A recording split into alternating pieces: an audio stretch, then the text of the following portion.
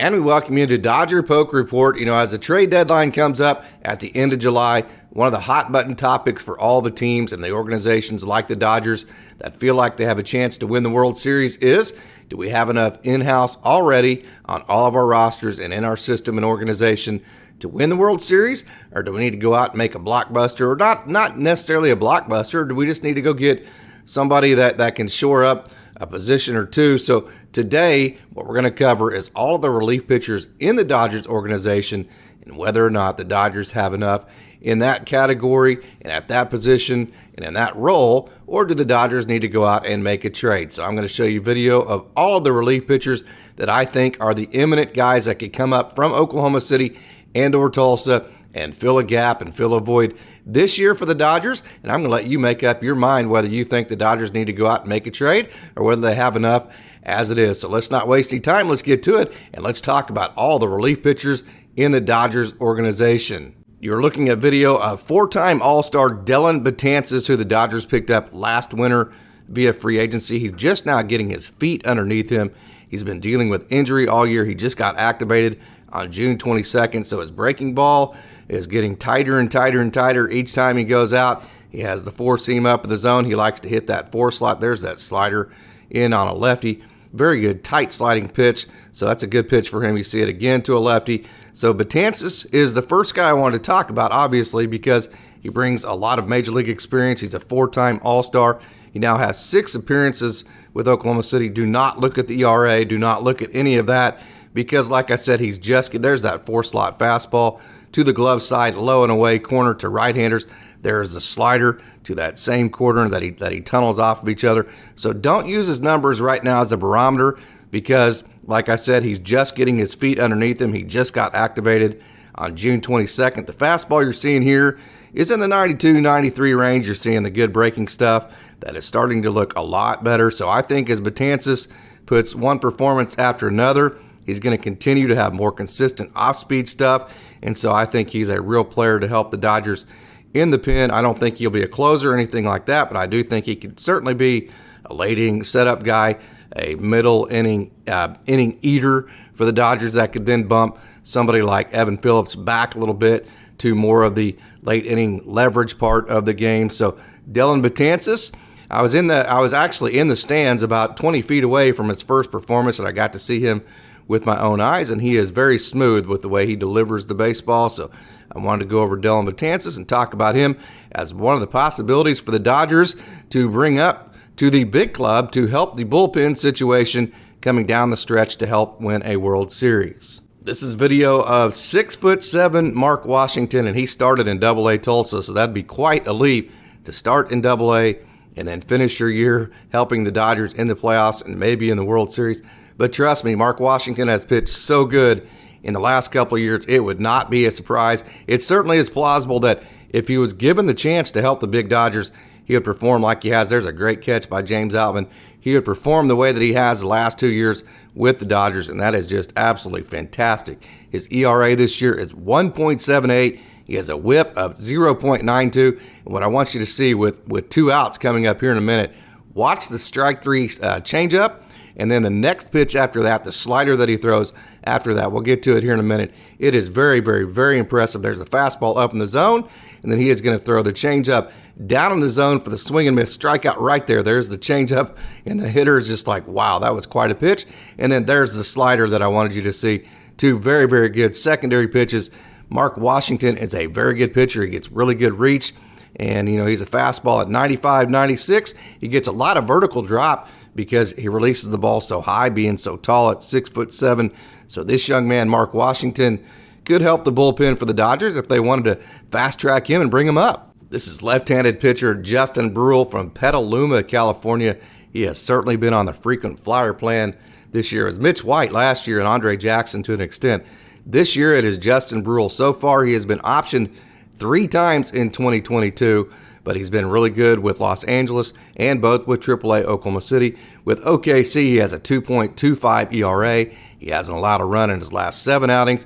And with Los Angeles, the big club, he has a 3.57 ERA.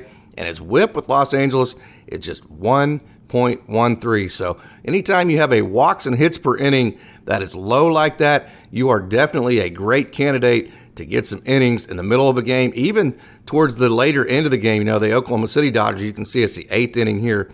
So he is used to pitching in the most high leverage positions of games with Oklahoma City. And with a whip like that, when you're not walking people and you're not giving hits, that is a great candidate to eat up some really big innings and get some really big outs in some really big situations. You're looking at video from Ryan Pepio in his last start with Los Angeles when he went 5 innings, gave up 1 run, and got his first major league win. And I know what you're saying whenever you look at this. You go, well, Ryan Pepio is a starting pitcher, so why are you putting him on the relief pitching podcast here for Dodger Poke Report? Well, let me kind of explain it this way. I know he's used to being a starter, but he could easily transition into the bullpen just simply for the fact that he has big stuff. He has swing and miss stuff. So imagine the swing. Just think back to all the times that he's gotten out of a jam this year with Los Angeles, especially his first couple of starts. Now imagine the swing and miss stuff in big innings, 6th, 7th, and 8th inning. It would be really nice to have that kind of swing and miss stuff coming out of the pen in big situations to get the team out of jams. So I think Ryan Pepio definitely, I think he's going to be a starter definitely for the vast majority of his career, and hopefully he's a great starter in the major leagues for many years to come, and I truly think that's going to happen. He definitely has some of the best stuff of any pitcher in the game. He has some of the best swing and miss stuff of anybody in the game. We're going to watch this again so you can roll back through it. So Ryan Pepio, with the stuff that he brings, that changeup, you're going to see it here in a minute, it's not a changeup. It is a left-handed power slider.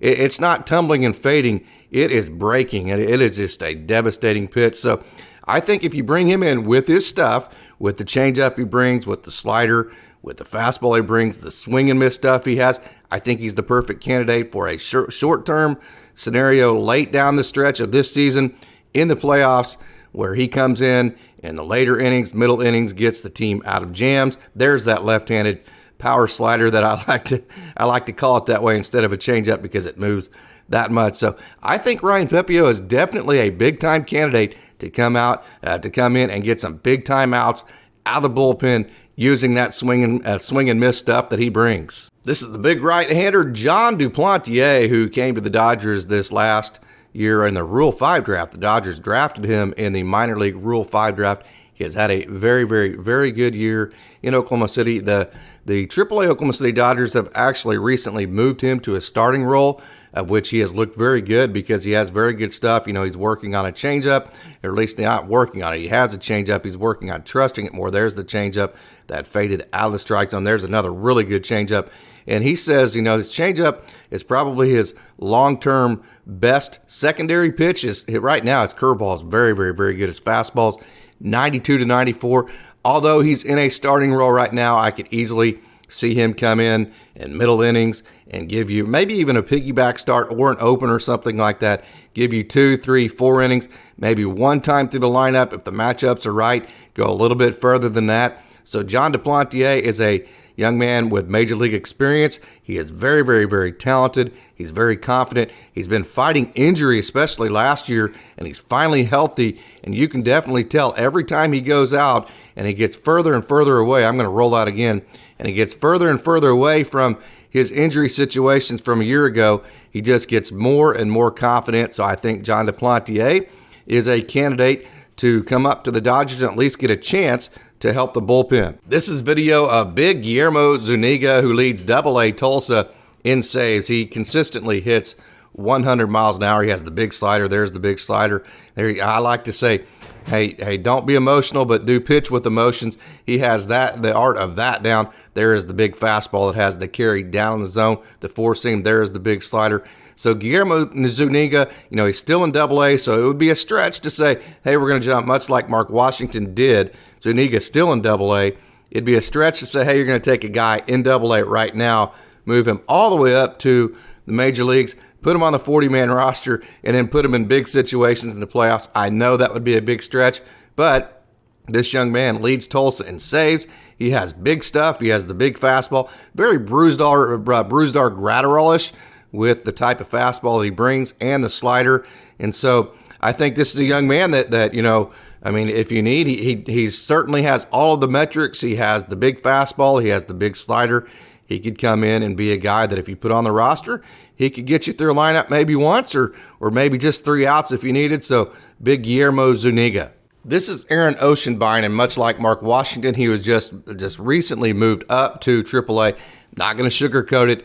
The transition to AAA has been a rough one for Oceanbine. He's struggled so far since he's made the move up, but don't look at that. That's not a big deal. If you look at the transition to the hitter-friendly parks, this is in El Paso. He threw once in Reno. If you look at the altitudes that you throw in the hitter-friendly parks, the PCL, the Pacific Coast League, is just simply a hitter's league, and a lot of pitchers, when they come to the PCL, have the exact same kind of transition that Oceanbine is having right now. Pepio struggled mightily with it at the end of last year, and look how well he's done this year. Walker Buehler in his first start with Oklahoma City, I don't believe he even recorded a single out, and he left the game with some runs scored and the bases loaded. Julio Urias, who we know is very, very, very good, he also had a rough time when he first came to the AAA PCL League. So don't look at the statistics. He will make the transition. He will be just fine, and he is very unique. What you're seeing is a slider here. You're seeing a what he calls a quirky motion. That is a split finger fastball that you saw on your picture. There's a slider. So he has a split finger fastball. He has a slider, and then he jams people like that. Then he comes in with that tailing fastball in on the hands, and it's a really effective sequence. There's another jam shot where you can throw that slider that's cutting away from a right-hander. Then you can throw that fastball that's riding in on the hands, and then you can throw the split finger that's kind of tumbling and doing all of it. There's that split finger, and it's very unique. We've seen with Tony Gonsolin how good of a pitch that is, how effective it can be, and how well it plays at the major league level. Aaron Oceanbine has that kind of pitch too. His split finger is very, very good. So anytime you have a quirky motion, you have a pitch in your back pocket like the split finger, you have a very good slider that breaks away and cuts away from right-handers, and you also have a fastball that's 92, 93 that has a little bit of tail to it that can get in on the hands of right-handers. You have a chance to get a lot of outs. So Aaron Oceanbine, it would be a little bit of a stretch like we talked about with Mark Washington, because just a month ago he was still in Double-A. His transition to Triple-A has not quite gone the exact way that he's wanted to. So it would be a stretch to say that Aaron Oceanbine could come up and help the Dodgers in the playoffs, but I can tell you this. He's been in the closer role with Tulsa a lot. He was in the closer role quite a bit last year. He was in the closer role. He had 8 saves last year, 2 this year. So he's used to working in a closer role. He's used to getting very big outs throughout a baseball game. And he is very good at doing it because the way that his ball moves in big situations, when hitters have pressure on them and they're a little bit overexcited, they want to tend to overswing a little bit. The movement of that split finger, his slider, and the movement of his fastball makes it almost impossible for hitters to barrel whenever their energy levels raise like that. So I think he's a great candidate. Like I said, this year may be a stretch, but in the future, definitely a candidate to get some very high leverage outs for the Dodgers. This is video of Marshall Kazowski that I took when I was at the Oklahoma City Dodgers game about a week ago. And he might not be a name that's on your radar, but he is having a very, very, very good year with AAA Oklahoma City. Really, the only thing you could nitpick with him was that his base on balls is a little bit elevated. So that would be about the only nitpick you could have with him. His ERA is 2.34. He's allowed only 4 earned runs in his last 33.2 innings. Let me say that again. He's allowed only 4 earned runs in his last 33.2 innings. So even if you want to nitpick the base on balls issue that he's had to somewhat of an extent, you still have to look at the bottom line, and that is he has only allowed 4 earned runs in his last 33.2. I don't see him as an 8th or 9th inning guy, but I do see him as a guy that could come in the middle innings and face an order maybe one time, maybe get 3 outs for you, and then let guys like Evan Phillips, back up to the back end of games, which in a roundabout way solves your late inning high leverage relief issues, because it's letting you choose from your best relief pitchers and putting them in the biggest situations. So I think in a roundabout way, Marshall Kazowski, with the type of year that he's having right now, is a candidate to help the Dodgers at least get a shot with the big club at some point to see if he can help the Dodgers in the bullpen. You're looking at Michael Grove, and like Pepio, I know you're saying, well, hey, Michael Grove is a starting pitcher. This is actually video from his very first performance with Los Angeles. But and I know he's been used as a starter, but I think if he helps the Dodgers out of the bullpen, I think he could easily get moved to the bullpen. He's already on the 40-man roster. I think he's a guy that could help you in the middle innings, get through a lineup one time. His ERA, let me give you some numbers here kind of to back up what I'm saying. His ERA in the first inning of games is 3.60. And he has yet to allow a run in the second inning of any game in Oklahoma City this year. Let me say that again.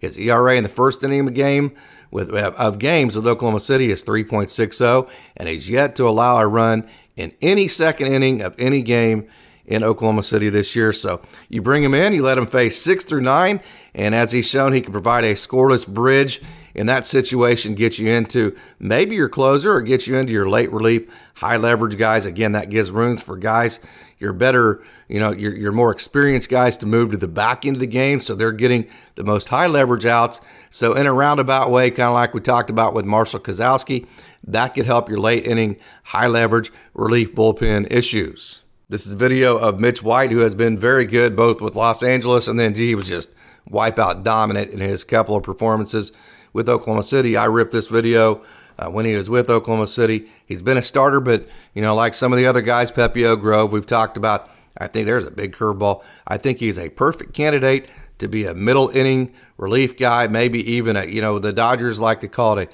a chunk inning guy where, he doesn't necessarily start the game. He's not a late in relief guy, but he comes in and he gives you the chunk innings and the bulk innings, I think is what they call it, in the middle of games. I think he's a perfect candidate to do that. Face lineup, I'm going to roll this through again. Face lineup one time through. Again, if the matchups dictate, I think he could maybe go a little bit further than that. So, like I said, in a roundabout way, much like we were talking about with Kazowski, much like we were talking about with Grove, it could help you with your late inning bullpen in a roundabout way because it can move some of your other guys to the back end. He's 94, 96 on the fastball.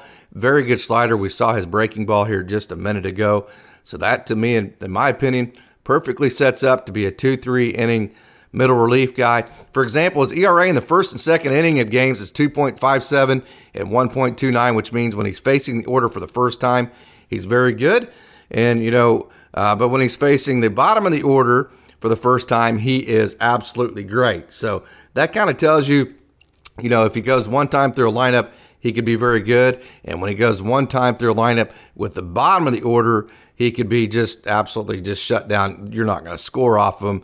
So I think you bring him in the middle of a game, you face hitters 5 through 9, maybe a touch further than that if the matchups dictate. And, it looks good on paper as far as should you leave him in or not. And he has the potential to give you 5 to 6 outs of scoreless baseball, if not more, almost every time he comes out. This is a video of Carson Fulmer, and I can tell you I have seen him with my own eyes several different times in Oklahoma City this year. He is one of my favorite pitchers to follow because he is just so extremely competitive. I was so lucky I got a chance to talk to him about a week or two after the DFA situation. We all know about that, how he got called up to Los Angeles, then got DFA just a couple of days later.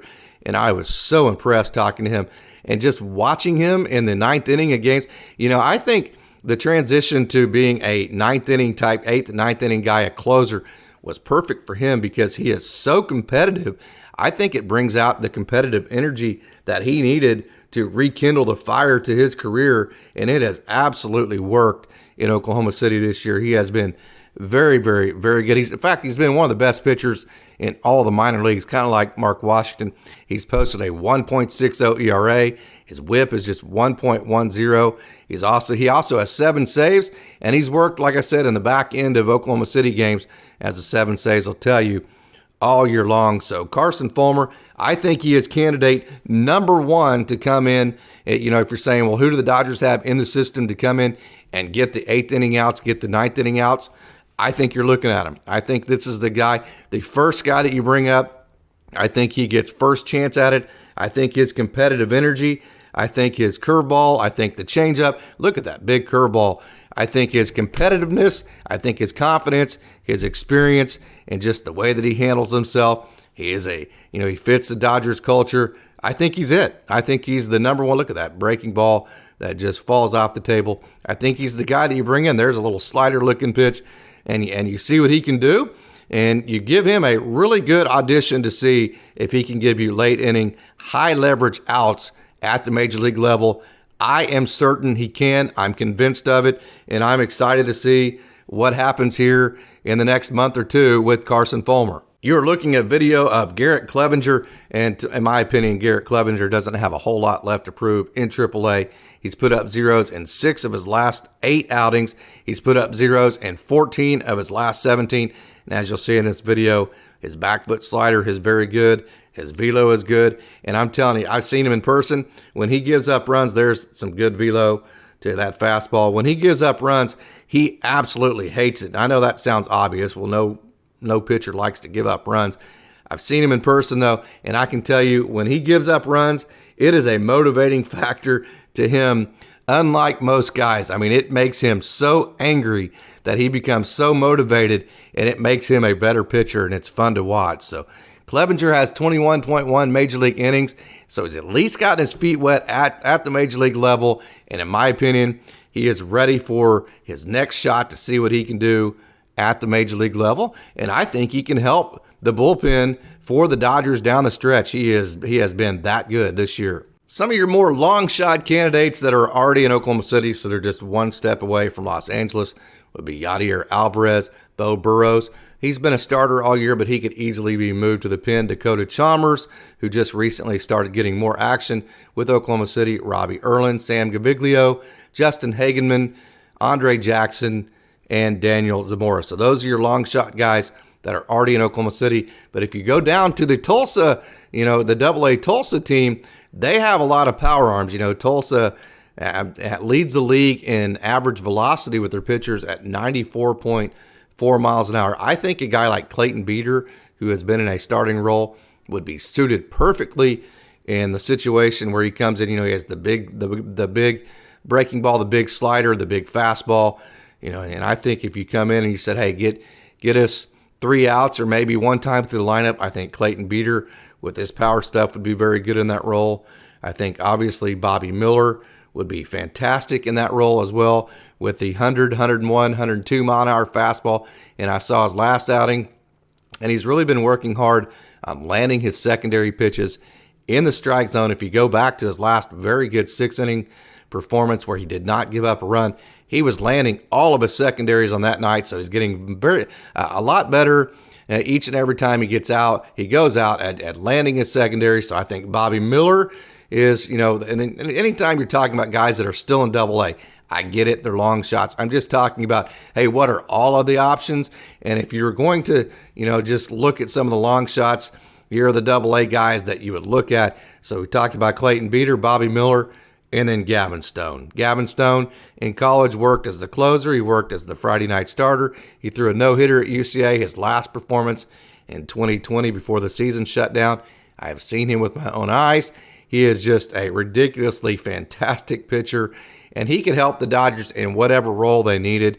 So Gavin Stone, he started in high A, so to say a guy could start in high A and end up in the major leagues to help a bullpen down the stretch, that would be a big jump. I'm not saying anything like this is imminent. The guys that I showed you video of would be the first guys in line, no doubt. They're the guys that are the most imminent to get the next shots at it. So the guys I'm talking about here, I know being in AA, like I said a minute ago, are long shots, but they could definitely help the team. A guy like Landon Knack and his 4 pitches could be a guy like Mitch White and come in and get you one time through the lineup and flash that change up and the good fastball that he has and get you some outs that from that scenario. So, those are some of the dark horses from Tulsa that, I say dark horses. They're some of the best prospects in the Dodgers organization. So I did not in any way mean it in that vein. I just mean that they're still in AA. They're not on the 40-man roster. So to say that they could jump from that situation to the World Series, it can happen. There's no doubt about it. And they're talented enough to produce, and that's why I'm talking about them right now, if it did. But, those are the guys I think you would look at first in Tulsa. So there you have it. There are the relief pitchers in the system. I know it's been a big hot button topic for the Dodgers fans. Hey, what do we have relief-wise? Are we going to Are we going to make a trade to get a relief pitcher? And another thing you need to look at too, Dustin May is going to come back. Walker Buehler is going to come back. So then you can bump guys like I talked about a minute ago, like Mitch White, maybe back to a middle relief type role. And, that bolsters your bullpen as well in a roundabout way. So they're the guys that I think are the most imminent as far as helping with the bullpen. I'll let you make up your own mind after you've seen this video. Do you think the Dodgers need to go out and make a trade and give up some of the great prospects in the organization? If you do, shoot me a comment. Tell me what kind of trade do you think that you would set up, and we'll talk some Dodgers baseball. I always love doing that. As always, I'm glad that you've tuned in to another edition of Dodger Poke Report, this time on the relief pitchers in the Dodgers organization. As always, I hope that you visit DodgerPokeReport.com or visit Dodger Poke Report on all the social media platforms, Facebook, Twitter, Instagram, or TikTok. We also have a podcast, got the podcast streaming service of your choice, and search Dodger Poke Report and never miss a thing from Dodger Poke. As always, I'm glad that you tuned in, and go Dodgers.